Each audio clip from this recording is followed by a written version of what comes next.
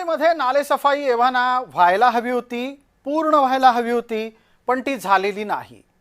हे आम्ही अभ्यासाअंती तुम्हाला सांगतोय आणि म्हणूनच तुरळक पावसात मुंबई कशा पद्धतीने अडली ते आम्ही आपल्याला आधीच दाखवलंय. मिठी नदी प्रकरणात तर विषय आणखी गंभीर बनलाय, कारण मिठी नदीतला गाळ निघालाय का हा प्रश्न आहे. नमस्कार, मी प्रसाद काथे आणि आजचा सवाल आहे की जर मिठीतला गाळ निघाला नाही आणि यंदा जोरात पाऊस झाला तर मुंबई पुन्हा बुडणार आहे का? आता आम्ही आपल्याला थोडंसं मागे घेऊन जातो. 2005 या वर्षातली काही दृश्य आम्ही आपल्या समोर आणतो आहोत. ही दृश्य तेव्हा आलेल्या 26 जुलैच्या पुराची आहेत. ती आपल्या समोर येत आहेत. काळजीपूर्वक पहा. जी दृश्य आपल्या समोर आता येत आहेत ती आहेत 26 जुलैच्या पुराची 2005 साली आलेल्या. हा महापूर आला कारण मिठी तुंबली, नाले भरले. आजवर याच्या नंतरची परिस्थिती काय बदलली आहे हा खरा सवाल आहे. मुंबईला पुरानं वेढलं त्यावेळेला कोट्यवधीचं नुकसान झालं, अनेक जीव गेले.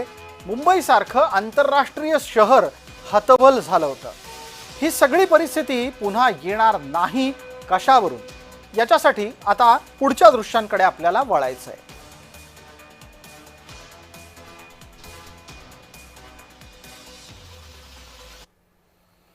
मिठी नदीचं प्रकरण मुंबईच्यासाठी अत्यंत गंभीर आहे, कारण ही मुंबईतली एकमेव अशी नदी आहे जी बहुतेक भागातून पुढे पुढे वाहत समुद्राला मिळते. या नदीला वाचवायची गरज आहे.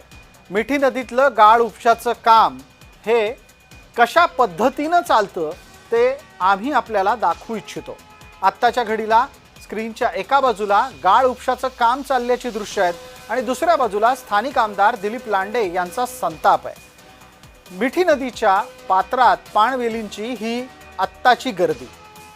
75% काम झाल्याचा दावा आहे.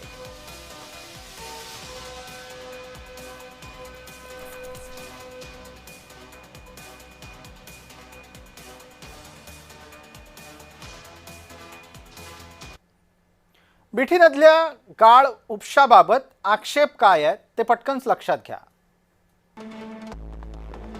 दिलीप लांडेंनी थेटपणे महापौरांच्या कार्यपद्धतीवर आक्षेप घेताना म्हटलंय, मिठी नदीतला गाळ उपसायला काम अतिशय शांतपणे संथपणे सुरू आहे. मे महिना संपून गेला तरी पण मिठीतला फक्त 75%च गाळ काढला गेलेला आहे. गाळ उपशाच्या बाबत अभियंते सुकार काम करतायत. ऐका लांडे काय म्हणतायत. 24 तासामध्ये या ठिकाणी जी यंत्रणा पाहिजे, जेवढी गरजेची आहे तेवढी यंत्रसामुग्री लावायची जिम्मेदारी त्यांची आहे. आणि ते जर लागली नाही तर शिवसेनेचा कायदा आहे, तो शिवसेनेच्या कायद्याप्रमाणे ज्याने महानगरपालिकेच्या माध्यमातून जिम्मेदारी घेतलेली त्या ठेकेदाराला जर पावसाळ्यामध्ये माझ्या लोकांच्या घरात घाणपाणी जाणार असेल, तेच मिठी नदीचं घाणपाणी, तोच गाळ त्या ठेकेदाराच्या तोंडात थोबड्यात कोंबायची जिम्मेदारी माझी आहे. मी शिवसैनिक म्हणून ते काम करणार. हा संताप काय हे लक्षात घ्या, कारण जर मिठी नदी फुगली तर क्रांतीनगर, कुर्ला, बैल बाजार या सगळ्या परिसरामध्ये पाणी भरतं. इतकंच नाही तर सांताक्रूज, कलिना ते वांद्रे इथपर्यंत सुद्धा ते पाणी भरू शकतं. लक्षात घ्या, हेच पाणी एकेकाळी फुगून मातोश्रीपर्यंत पोचलेलं होतं.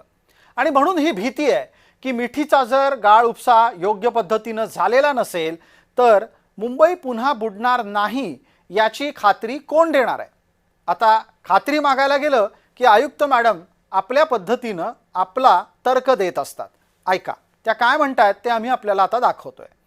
त्या असं म्हणतात की दरवर्षी पावसाळा सुरू झाला की मुंबईमध्ये अनेक ठिकाणी पाणी साचण्याच्या घटना समोर येत असतात.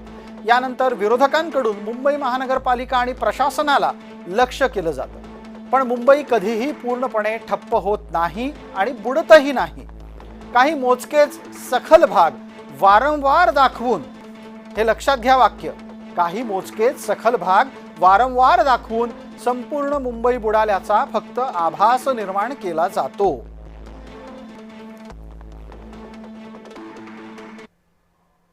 आता या आयुक्त मॅडमना कोणीतरी सांगायला हवं की 2005ला मुंबईतली काय स्थिती झाली होती. आत्ताच्या घडीला अनेक ठिकाणी नालेसफाईची परिस्थिती किती बिकट आहे.